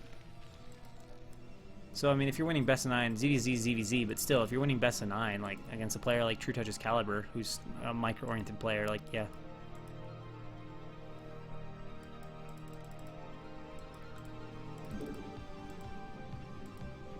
Is getting a forge. Yeah, I didn't realize True Touch was pronounced that way for a long time. I was always saying like True Tax or something. True Ta CZ? I guess you could do that too. Tai2 and the other guy that was improving for a lot, I don't know if he's continued, but I know at least a little while ago, improving a ton was Crispy Drone / B Royal. Like, I think that guy went from not anywhere to like B- or B pretty quick, and then I haven't, like the last I heard was a few months back that he was around B, but I haven't heard if he's continued to leap forward or play Brood War at the rate needed to keep getting a whole lot better. All right, so here's our low-tech army, big scary low-tech army that is going to try and do some serious damage to DNH. Now at the third, well, with the shuttle drop maybe, but honestly DNH has a lot of stuff over here that you can easily pull. The only thing I don't like from DNH, and I really dislike it, is there's like no mines. I mean, you've scanned Protoss, you've seen that there's super late tech, a boatload of gateways. Like, your front should be mined up as fuck, you know? So a few more mines would be nice to see here to be prepared to counter this attack. However, none there yet. But actually, I don't even know at this point if Coach-Pupil is actually going to attack. I mean, he is taking a fourth, and he may just want to be out here on the ramp so that the second DNH comes down, he can crush it. And if you look at the supplies, you can see DNH now is doing a good job stabilizing. Train of thought just died. He's doing a good job stabilizing. You know, he's got his third base up. He's been catching up on macro. He's got quite a few factories up, 6 factories. He's going to 8, make that 9 factories now. Only 2 shops. Does have 3 gas. So he should be pretty close to being able to afford a 3rd shop if he wants it. Very passive game so far. Vessel out. So DNH is pretty close to Mac. Now definitely Coach-Pupil cannot attack, and I hope he's going to save some supply. Okay, so he does get the Stargate out, and I do really like this if he continues to hold this way. I think when you get to this point in the game, if you're not going to go for a big bust on Terran, you need to hold and get some tech in your army, because if you just max on 200 Zealot Dragoon, Terran army is just going to be too strong to deal with without any Arbiter or other tech. Vessel can see this obs, but there's no Goliath. Okay, he's making a few, probably because he's like, I don't want Protoss to just be sitting over here watching me all the time. Getting a bunch of cannons up over here would be nice to see Protoss taking, you know, a couple more bases at this time. You can see where he wants to be. He's got units to come through here, units to come down from the high ground. I mean, this is going to be a tricky situation for DNH to move out with. But if he's smart with his army, and if he can get some mines out there, kind of come forward gradually and carefully, then he should be able to work Coach-Pupil back off this high ground. Yeah, Mikami, there's a lot. I don't even know if that's right for your name. It could be Mekami, it could be a lot of things. It's pretty long cast today. Nothing like what Sale has done in the past. So, I mean, Sale did some like 10-hour casts. I can't even imagine. But yeah, I mean, shit, the first series was 3 PVTs, and those 3 PVTs alone were an hour and a half, which is like longer than any other series. Okay, so you do say it in Mekami. It could have been Mekhamis. No, it couldn't have been Mekhamis. That would only be because you have SC in that name right now.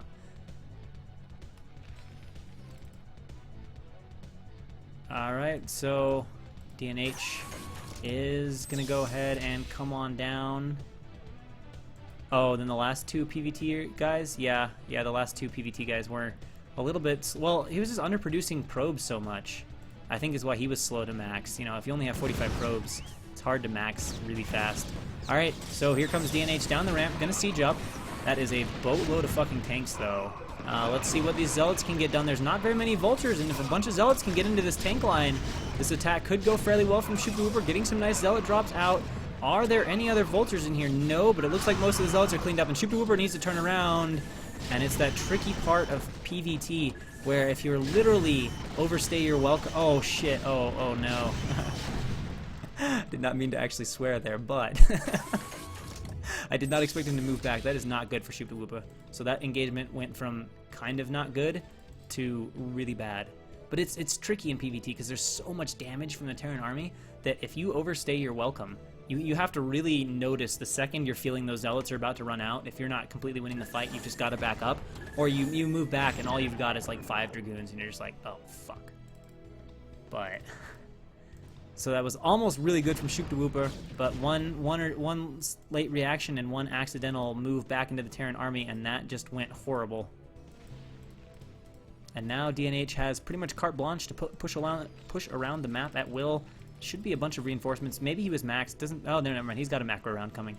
I was thinking maybe he was maxed and didn't have macro going during that fight, but now it looks like there's plenty of stuff going. Army from DNH accumulating. Coach-Pupil is macroing like crazy back in his base. That's all he can do. He's got a boatload. 3 Stargate Arbiters is not something you see very often. Almost enough to make me wonder if there's a Tribunal, but I've seen neither hide nor hair of it. See, DNH has established this base. He's just sitting on this high ground. I like this move. Oh, this is just probes. I thought they were units. I was like, I like this move from Coach-Pupil. And now DNH is going to come right over to Coach-Pupil's base and siege up. He's got a lot of unsieged tanks. And now going to move back onto the high ground. I love that decision. Needs to reposition. Well, okay, the tanks are going to be in a little bit of a line, but it looks like he has scared Coach-Pupil right back to his own high ground. And now is pinned back there. Let's see, Coach-Pupil, no arbiters out with any sort of spells, though, right? Because he did lose most of them in the battle. So he's got a long ways away from stasis, and DNH is being allowed to kind of work his way down here. This is some very slow pushing. I don't particularly love this tank line like this. I mean, you know, these 4 tanks can be fought without ever even engaging half the army. But he is gradually working his way down here, and at some point, Coach-Pupil is going to be forced to attack. He doesn't have recall. He doesn't have any other method. He just has to go for it at some point, or accept that he's just going to get pushed out. I mean, I guess he could try to sneak out this way. That's like the last thing, but I think he's going to go ahead and pull the trigger now. Here we go, charging in. Definitely no stasis. Lots of vultures in good position, but remember, there are a whole bunch of tanks back here on the high ground. How far can Coach-Pupil go? If he pulls back right now, and this is actually good, he does pull back immediately, which means he can do another macro of zealots. He can keep Terran from going up onto his high ground if he keeps repeating this until he gets some options. The problem for him is that DNH is establishing a bunch of bases in the meantime, which is going to put him on equal economy, and DNH can just hold this position even if he never makes it up the high ground. And Coach-Pupil will lose out on efficiency over time, especially if you accidentally eat mines like that. And now DNH is starting to get a nice siege arc. Could use a few more vultures down here. Good EMPs going off, keeping the arbiters down. Actually, one of the arbiters somehow got missed, so that one stasis could be worth its weight in gold if you can get a good one. But oh, he wants to get in there with a vessel. Maybe even knows that one didn't get hit with the EMP and wants to come back in there after it. Would love to see him bring these tanks forward, but he now has fantastic economy. Coach-Pupil is getting some gates up in the other main, which is what he needs to buy time for. And unfortunately, Coach-Pupil is getting pushed into his natural, which is really going to weaken his army. Love this tank positioning here from DNH. Love it, love it, love it. Makes it impossible to sit on this high ground, even back here, which makes it, you have to totally re-rally your gateways, and now you're trapped back in your natural, and he doesn't have many options. The best you can do now is to start expanding to other parts of the map and macroing out of these gateways, maybe go for a recall, try to do something to force DNH away from this position. But with all of his army trapped behind here, you know, DNH has no reason to move from this position. He doesn't need to. He controls everything that matters for Coach-Pupil, and he's not in danger of recall for the moment. And now he's moving some tanks up onto the high ground, starting to get really annoying. And of course, he does have a tank and a few vultures over here. Now, I think Coach-Pupil has enough units. I love the DTs. I think that wasn't quite a large enough force that DNH sent over to Coach-Pupil's base, and we can see the engagement going on now. Picks off the tank, will take care of that pretty quickly. But he is getting pushed further and further back. He's actually being forced into his main right now. He needs to do something with these arbiters, do something to get DNH to move his army anywhere other than killing all of his units. But let's face it, there is no way Protoss is ever getting up the ramp with this army unless he gets the army to just leave from here right now. DNH in complete control. All Coach-Pupil has left going for him is that he has these 2 bases, and DNH hasn't quite split up enough yet. I'm still waiting for the recall. I'm waiting for something. He's got to try something different. Certainly attacking at this army up the ramp is not going to be the answer. He's going to lose the 3rd base over here, and that is going to leave him with... All right, finally we've got something happening that is good for Coach-Pupil. He's going to send some units over here, and it looks like this arbiter might just have enough energy for a recall. All right, this is good. He realizes, hey, I can't fight the army. I need to do something to draw DNH away.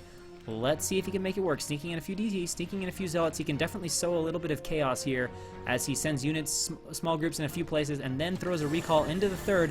Lots of mines, though. Let's see where he tries to go with it. Does he go for the minerals, or does he go straight for the factories and production of DNH? It looks like he's going straight for the factories. Let's see if he can get a good recall together. Should be decent. Actually, that is a little bit smaller than I would have liked to have seen. The initial mines are really good, leaving only a few Dragoons. DNH with excellent tank positioning right now. He is taking a lot of damage from these DTs right now. Scans are running out, but overall, I have to say, DNH is defending pretty well, and given his position, he can afford to have a few errors in his defense, although right now these few errors are starting to turn into big errors if he loses all of the mining from multiple bases. Still has a completely unbreakable position at the natural, but he is suffering badly at these bases. He has lifted these command centers.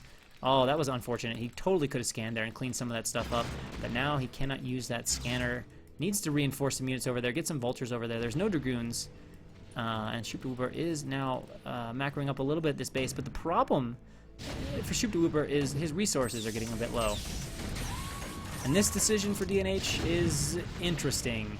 I don't know if he really needs to do this. I honestly think this is kind of a mistake. Stasis going down, and Coach-Pupil is going to clear out some of these tanks, and he's just going to charge in on the engagement. If there were more vultures, this could work out great, but there's a lot of zealots here, and if they can get up the ramp, they could clear out some of these tanks. Offensive recall would have been fantastic in that situation, but I really think DNH should just send some units over here, lock down these bases. I mean, let's face it, Coach-Pupil's economy is really frail. Even if Coach-Pupil were to break out here, it wouldn't be that bad for DNH as long as he's killed the other bases in the meantime. And Coach-Pupil is still getting super annoyed with these tanks shooting down wherever he tries to hide his army. Mines continue to be incredibly effective. He wants to block this recall off, but it's being well defended by the tanks from DNH. And now finally we can see, although a transfer getting killed, we can see finally a bunch of vultures coming over. Should allow that base to get cleared out. A few more mines being laid. DNH re-sieging these tanks on the low ground, making this attack work simply because Coach-Pupil can't go over and actually get at these recalled units because he eats too many from the tanks on the high ground. These Arbiters are causing some problems without the Goliaths. Has he made it? He's not making any Goliaths, so those Arbiters are going to continue to shoot away. And now, finally, we see the tank split from DNH that I think he can use to go ahead and end the game. And, of course, the other problem here is, you know, DNH is rich. Really rich. You know, he's not going to run out of money. Maybe that's also part of why he was so lackadaisical about getting this cleaned up. I mean, I realize there's a lot going on in this game, and now finally we have the big army from DNH, the big split over to the other base. I would have liked to have seen him do this earlier once he had a strong position here. That would have taken a lot of effort from Coach-Pupil to break, but he's going to finish off most of Coach-Pupil's economy here. I don't really think Coach-Pupil has enough units to be able to defend this, although DNH is seeming a bit taxed right now. I'm trying to figure out why. It's like he's finally moving some tanks forward now, getting some good sieges off. I was like worried that something else was taking up his attention. Finally, the Arbiters are like the sole thing that's clearing this out. Did he get a recall off somewhere? He has less units. Maybe, oh no, they're hiding over here now. Okay. Trying to get a few units out from these gateways, sending a DT forward. Great. There's no science vessel with this. This DT can be really annoying. Going straight for some of the tanks in the back. Probably the most annoying tanks in that army. Gets one. Will DNH recognize? Continuing to pour units in here, trying to hold this position. And yeah, I mean, DNH is in a great spot in this game, but I really wish he'd put a little more attention here and a little less attention to this position. He does have tanks kind of everywhere, but they're not sieged up and not doing anything. He's putting it looks like he's putting all of his APM, all of his focus into killing off the main of Coach-Pupil, which is really not necessary. Finally some Goliaths to get rid of these Arbiters. I mean, look at the kills on these Arbiters. 2 tanks, 3 tanks. These Arbiters have killed a lot of units from DNH. A lot of units. Finally, the last Arbiter should be dying here shortly. Obviously, Coach-Pupil more focused on cleaning out the army of DNH here. Gets some units over here. Unable to kill this Nexus. Does kill a few of the probes, but still a huge lead from DNH, and of course, an even bigger bank. And now DNH getting these bases fully mining. Here come a bunch of Zealots. There's a lot of mines, though, but the mines are not in this sort of a line. They're in that sort of a line, so a few Zealots are going to make it up into the base. But there is a group of Vultures here. So DNH, if he decides to notice that he has Vultures here, although I guess he could be forgiven for thinking they're mines, he should be able to clean this up. Yeah, he just found them, but I guess he's going to send them elsewhere? I guess he's going to send them elsewhere. Coach-Pupil reinforcing this with some Zealots. He's going to need decent control. Oh, never mind. If the Zealots run into the army like this, that'll be fine. And now the Vultures will clean up the rest of these Zealots and keep the mining going pretty strong here from Coach-Pupil. And GG it's that. But really, that entire game was just a 15-minute, 20-minute death animation from Protoss after the initial suicide in that first attack, which was, like I said, there was probably like 60% attacking the base too much, or like attacking too long, and then 40% accidentally having the army either on move command or accidentally moving back in for the second attack. But, I mean, he was in a fine position. You know, maybe could have expanded a little bit quicker, gotten Arbiters out a smidge faster, but really, you know, and the first half of that attack went great for Coach-Pupil. But if you overstay your welcome against Terran, it can get bad so fast. All right, game 2 between DNH and Coach-Pupil. DNH as the teal Terran in the top right. And in the bottom left-hand corner as the orange Protoss, we have Coach-Pupil. And this is game 2. You guys probably saw that there was no game 3. However, that does not mean there's not a game 3 in the series. It's not a spoiler in this case because Jealous, one of the other two organizers for this league, also likes to cast some games, and he has selected 5 or 6 that he is casting, and it is quite possible that a third game between them is one of the games he is casting. I do not know. So we'll see. It looks like Coach-Pupil has opted for Fighting Spirit. Yep. Probably not too much I need to say about this map, because if you don't know this map, it is a solid assumption that you haven't played much Brood War. And I guess if you're totally new, well, welcome. I guess you picked an interesting cast to watch as a first cast, but pretty standard 4-player map. Pretty easy to take 3 bases, guarded by a main ramp entrance and a small ramp, and yeah. This is the map that 90% of Brood War games are played on, and another 8%, 9% are played on Circuit Breaker, and the last 1% is played on every other map in existence. Unless, of course, we count 2v2 and 3v3 games. If we count 2v2 and 3v3 games, then BGH and FMP probably make up a higher percentage.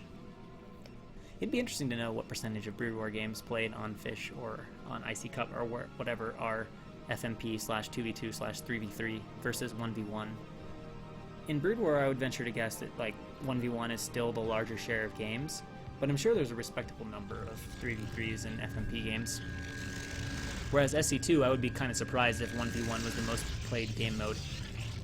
Also, wow, DNH had that APM way the hell up there. He's probably holding a hotkey on a building because it drops so fast.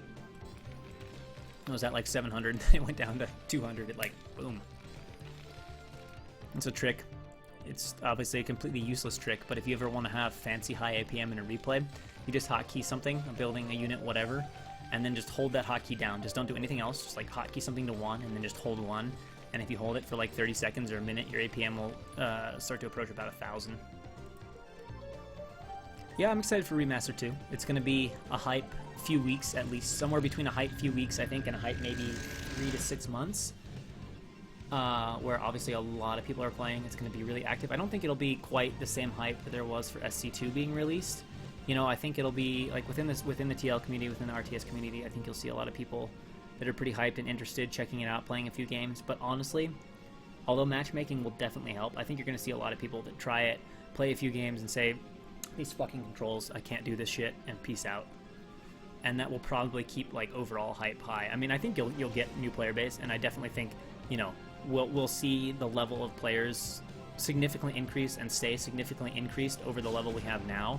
But I don't think we're gonna like stabilize at anywhere near the numbers that existed like for SC2, you know, during its sort of heyday, 2012, 2013, 2014, 2015.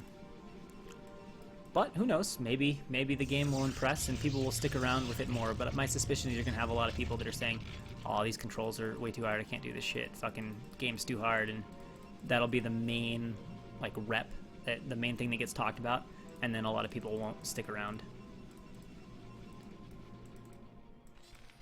But overall, I mean, still overall, it's going to be great. Because, I mean, like, let's face it, once Remastered comes out, we're going to have a proper working ladder, which is nice no matter who you are. However serious you are, that's always going to be a good thing. Most of the obnoxious things, hosting problems, all those are going to be gone, you know. So even if, like, nobody showed up for the release, it would still be fantastic. And, oh, look at this. DNH got double factories. I've been too much talking about Remaster. My thoughts on what's going to happen. To see that DNH is going for the two-fact mines and speed volts, which is a pretty terrifying build. Coach-Pupil looks like he did 21 Nex or maybe 19 Nex, the no goon. It looks like no goon Nexus maybe. There's a few different variants. Either way, getting the Robo facility. This is a pretty hard build to hold anytime you do any sort of expansion build. So it's going to be difficult micro. This is honestly one of the builds that gives you a better chance of holding it than others, but it will be difficult.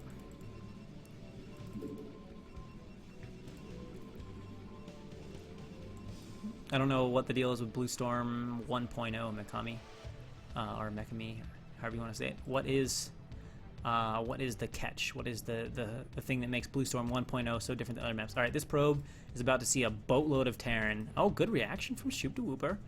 And DNH is charging across the map. Coach-Pupil pretty much confined to his base. He's not. Well, he's just gonna have. No, he's not gonna have obs by the time he gets there. It's gonna be really hard hold. Gonna be a really hard hold. DNH switching into that vulture speed, and oh, this is risky. He's moving out on the map to fight this.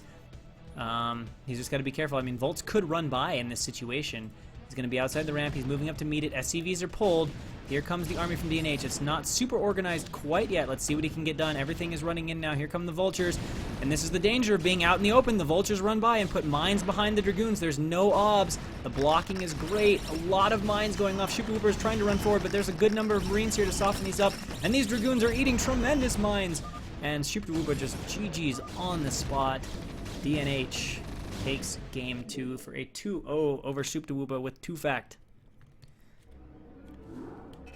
I don't know, maybe people disagreed, but I think if you're facing 2 fact like that and you don't have obs, you just cannot afford to get out on the map like that because, I mean, you saw it. The Vultures saw an opportunity. They ran right by, mines behind the Dragoons. What do you do then? You're pinned. You have to just either eat massive tank damage or eat massive mine damage, both of which are bad news bears. And I think that's the end of today's cast, right? Yes, it is. Yes, it is. Well. Thanks for watching, everybody. Thanks for watching the games. Now, I guess it's time to play some Brew War, right? Right? I think that's all I'm going to try to play. My arm is still hanging out in a sling, so it might be a little bit uncomfortable, but we'll see. We'll see if it's better than it was last weekend. But yeah, thanks for everybody watching, and for those of you just watching the cast, I will see you all next time. And if anybody wants to play Brood War games on 1.18, I will be hanging out over there playing some games. Don't know for how long, depends on how long I feel up to it, but yes, I'm going to go ahead and try to play. If it really hurts, I won't last long, but I think it's going to be okay. We'll see. We shall see. Oh, yeah. Let's see, Mikami, I need to read your announcement. There was some news that is worth being talked about here. Alright, it's probably here. Alright, so I'll just read what it's saying. Being announced, we have an announcement to make.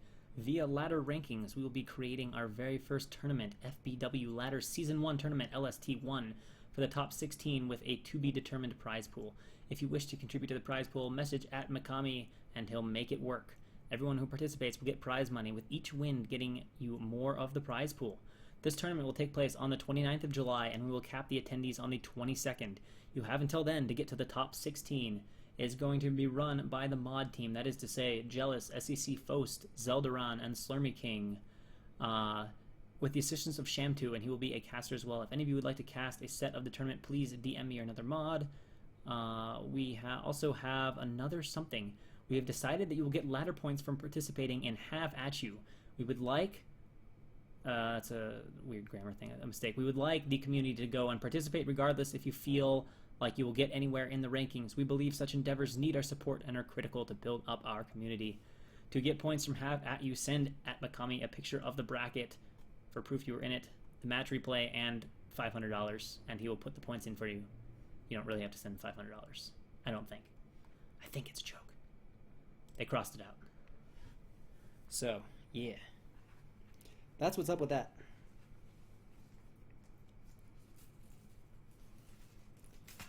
So now you guys know. Mikami, have you announced that on TL? If you haven't announced that on TL, you totally should, because, like, I mean, people are going to hear about it in the Discord, but a hell of a lot more people are going to hear about it if you announce it on TL and in other places.